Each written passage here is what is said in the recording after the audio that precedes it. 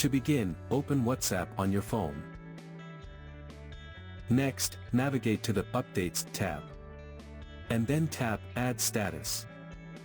From the options at the top, tap Layout. Now select the photos you want to include in your layout. You can add up to 6 photos. Then tap the green OK button in the bottom right corner. You can adjust the layout style from the bottom.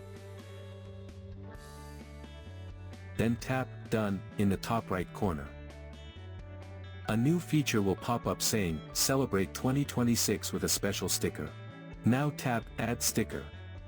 The special 2026 sticker will be added to your layout, and you can move, resize, or rotate it using 2 fingers.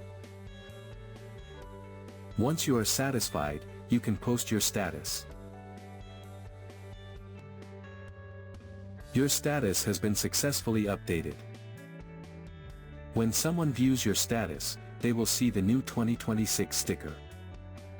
If you want to send the new 2026 stickers, open any chat where you want to share them.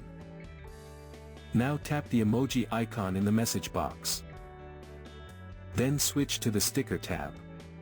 Scroll down, and you will see a brand new collection of Happy New Year stickers, many animated and reaction-based.